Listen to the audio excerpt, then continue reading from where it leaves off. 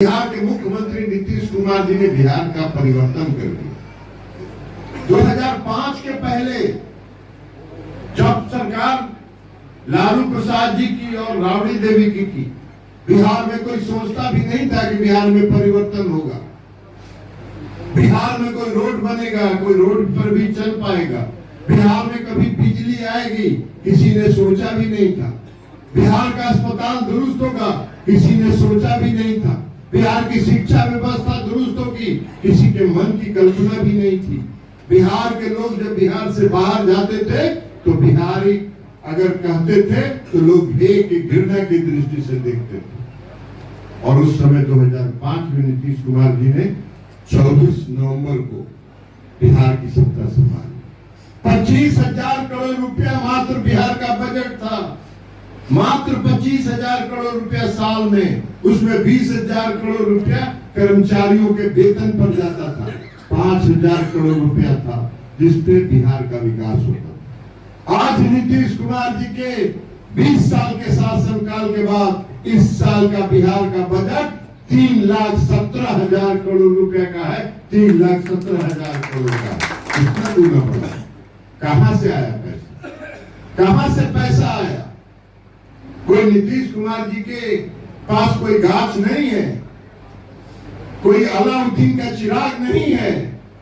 इसी बिहार के लोगों के टैक्स का पैसा, एक एक पैसा अब खजाने में जाता है और खजाने से बिहार के विकास में वो रुपया खर्च होता है। आप देखिए कहीं जाके, आप में से बहुत लोग पटना जाते होंगे, जरा जाके बिहार का पटना का हाल देखिए, पटना का परिवर्तन देखिए। मैरीन ड्राइव जो बना है, देखिए शाम में 8 बजे के बाद वहां मेला लगता है, मेला लगता है। लोग पिकनिक मनाने के लिए परिवार के साथ जाते हैं, 11 बजे 12 बजे रात तक वहां सड़क पर घूमते हैं, गंगा किनारे टहलते हैं। ये नीतीश कुमार जी के राज में तो लालू जी के राज में कोई घर की बहू बेटी 7 बजे शाम के बाद, सूर्यास्त के बाद निकलती थी? नहीं निकलती थी।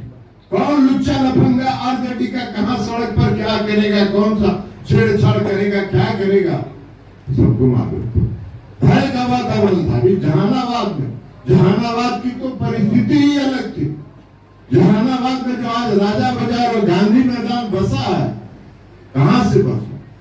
वही गांव के लोग जो लालू प्रसाद और राबड़ी देवी के राज में गांव छोड़ छोड़ के भाग गए थे, अपने गांव की किसानी छोड़ दिया था उन्होंने, और वो राजा बाजार और गांधी मैदान के इलाके में बसे।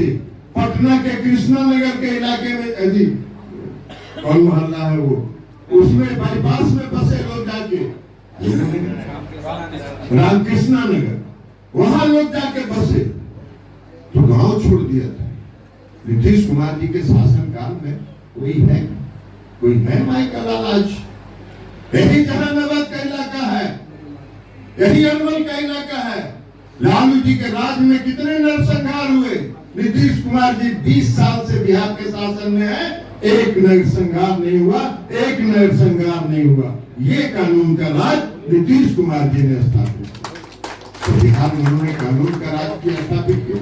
बिहार का उन्होंने विकास किया, हर क्षेत्र में विकास किया, सड़क के क्षेत्र में, रोड के क्षेत्र में, बिजली के क्षेत्र में। नीतीश कुमार जी ने हर घर बिजली पहुंचा दिया। हर गांव की बात छोड़ दीजिए, हर घर बिजली उन्होंने पहुंचा दिया। और तब यहाँ के राहुल शर्मा जी ने ललटेन थामी। अरे भाई, जब नीतीश कुमार जी ने जहानाबाद और बिहार में घर घर बिजली पहुंचा दिया, तो आप ललटेन काहे के लिए थाम दिए? काहे के लिए ललटेन थामे? अगर ललटेन थामना आपकी मजबूरी नहीं थी, मैं आज आपको सच्चाई बताना चाहता हूं। जिस दिन वो आरजेडी में ज्वाइन किए, उसके 7 दिन पहले मैंने उनको फोन किया, हमसे उनकी बातचीत हुई।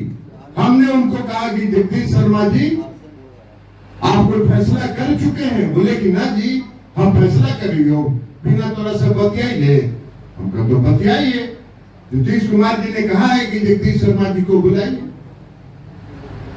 तो कहे कि हम परसों आइबो, थोड़ा सा बतियाइबो, फिर तय करवाई, क्या करबो करवाई। हमको बहुत अच्छा।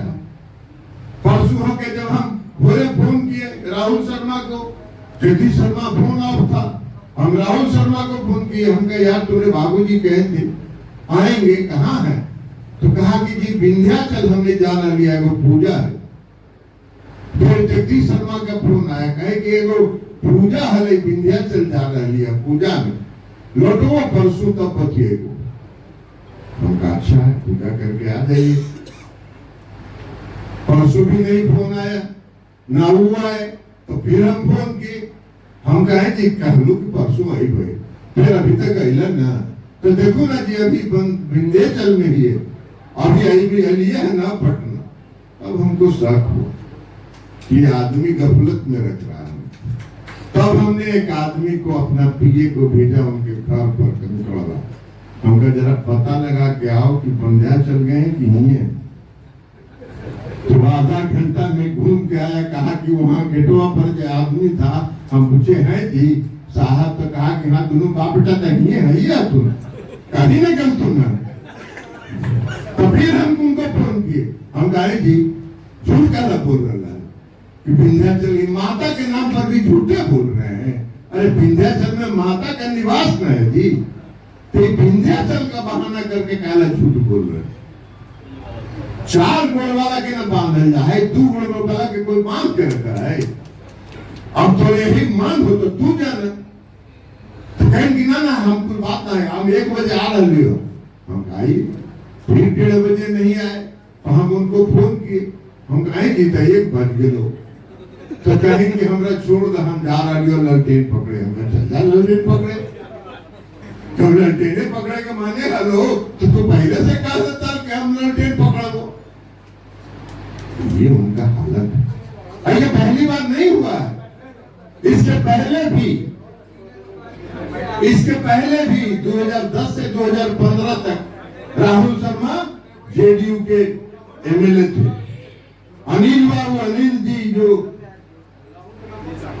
अनिल शर्मा जो यहाँ से उम्मीदवार भी थे, पहले से संपर्क हो गया होगा, वो राज्यसभा के निर्दलीय उम्मीदवार हो गए। हमको मालूम हुआ कि राहुल शर्मा भी होकर नॉमिनेशन में दस्तखत कर दिए। तो जगदीश शर्मा के लड़की की शादी थी, हम उनके घर गए, हमने जाके कहा कि राहुल को पागल हो गया क्या, क्यों उनकी नॉमिनेशन पर दस्तखत कर रहा है? निर्दलीय के नॉमिनेशन पर दस्तखत करा, जदयू का सदस्य है, उसकी सदस्यता चली जाएगी। कहेंगे हम ना जाना योगी, हमरा कुछ पता ना हो क्या कर रहा लोग। रात में हम फोन किए राहुल शर्मा को, तो कहा कि हम बहुत आगे बढ़ गए। हम कहा बढ़ जाओ यार, जितना मन करे आगे बढ़ जाओ, हम कहला तो रोकेंगे, तुम अपना फिर भविष्य देखो।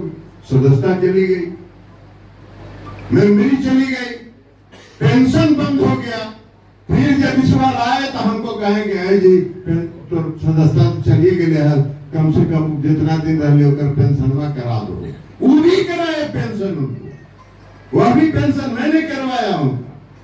उसके बाद भी नीतीश कुमार जी सब दिन उनको प्यार करते थे। यहाँ के लोगों को पता होगा, जब 2005 में नीतीश कुमार जी मुख्यमंत्री बिहार के बने, तो हमने उनको कहा था कि देखिए आप मुख्यमंत्री बन गए, अब आपका पहला कार्यक्रम मुख्यमंत्री के रूप में होगा तो मेरे क्षेत्र में होगा।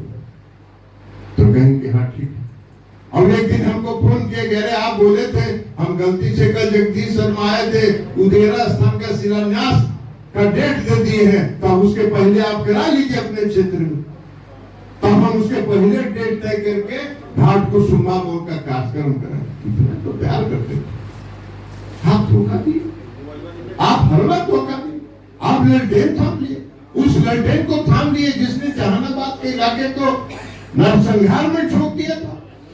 आप उस ललटेन को थाम लिए जिसने पूरे मगध को, पूरे मगध क्षेत्र को रणभूमि में परिवर्तित कर दिया था। आज नीतीश कुमार जी ने शांति स्थापित किया, तो आपको वो स्वीकार नहीं है? कौन सा राजनीति करते हैं आप? किस तरह की राजनीति करते हैं? क्यों सच नहीं बोलते हैं? क्यों गफलत में लोगों को रखते हैं? तो धरती में बहुत लोगों को ये लगता है कि हम सबसे चालाक हैं और बाकी सब मूर्ख हैं। ऐसा कोई भी जो सोचता है उसके इतना मूर्ख कोई नहीं है। तो इसलिए आज लालटेन थाम गया, वो लालटेन थाम गया है। अब उस लालटेन के भरोसे वो जहानाबाद का क्या विकास करेंगे और जहानाबाद में कौन सा परिवर्तन लाएंगे और जहानाबाद का के जो परिस्थिति है उसमें कौन सा काम करेंगे, ये फैसला आपको करना, जहानाबाद के लोगों को तय करना। तो इसलिए हम लोग आए हैं आपसे आग्रह करने, आपसे अपील करने के लिए, इसलिए हम आपसे विनती करने के लिए आए हैं कि आप निर्णय कीजिए और निर्णय भावना में बह के मत, भावना में बह के निर्णय किया गया निर्णय सदैव गलत होता है। भावना में मत बहिए, जात पात से ऊपर उठिए और जहानाबाद के विकास को देखिए, जहानाबाद की स्थिति को देखिए। आज सामाजिक सद्भाव कायम हो, आज यहाँ जहानाबाद के इलाके में शांति, और उस शांति को भंग करने के लिए लोग अपने स्वार्थ में, तो उन लोगों को, स्वार्थी लोगों को सबक सिखाना भी जहानाबाद के प्रबुद्ध लोगों का दायित्व है, कर्तव्य है। यही हम आपसे अपील करने के लिए आए। तो इसलिए आप लोग ये निर्णय कीजिए और निर्णय भावना में बह के मत कीजिए, निर्णय दिमाग के साथ करिए। हाँ, वोट मांग रहे होंगे ना राहुल शर्मा, आप लोगों से भी कहीं भेंट हो ही जाएगा वोट मांग। हमने जितनी बात कहा उनसे पूछ लीजिए, अगर वो कह देंगे कि हम झूठ बोल रहे हैं, हम राजनीति से संन्यास लेंगे, राजनीति छोड़ देंगे। ऐसा क्यों करते हैं? हम तो आपको चाहते थे, आपके चाहने के लिए हमने ये काम किया। हम तो प्रेम से आपको यह लाना चाहते थे। 2014 में भी नीतीश कुमार जी लोकसभा का चुनाव उनको लड़ना चाहते, हम बैठे हुए थे, मेरे सामने उन्होंने 20 बार फोन किया। कभी उनका बॉडीगार्ड उठा रहा है, कभी उनका कोई सिक्योरिटी कौन उठा रहा है, कह रहा है कि जी अभी सुतल है, कि अभी तबीयत कुछ दब है, कि हम बात करावे ही थोड़ा देर में। और एक बार तो ऐसा हुआ कि जगदीश शर्मा फोनवे पर बोल रहे उसको कि कह दे ही ना हो कि हम तबीयत खराब है, हमार अभी सुतल ये, वो भी सुनाई पड़ रहा था। तो अब नीतीश कुमार जी ने कहा कि अब छोड़ दो, वो मन बनाए हुए, तो जहां मन बनाए हुए वहां जाए, हमको कोई दिक्कत नहीं। अभी भी जेल में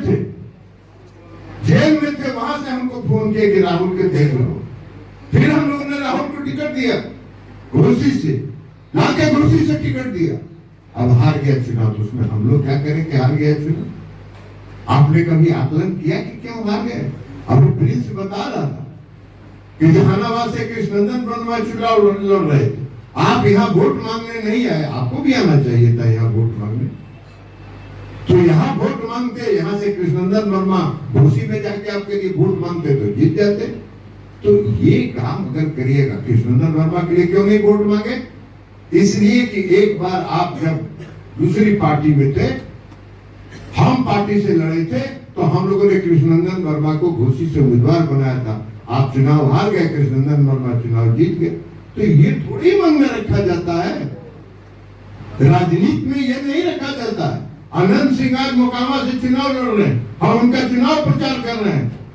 2019 में तो अनंत सिंह हमसे चुनाव लड़े थे, तो हमसे अनंत सिंह चुनाव लड़े तो हम उनका चुनाव प्रचार कर रहे हैं कि नहीं कर रहे हैं?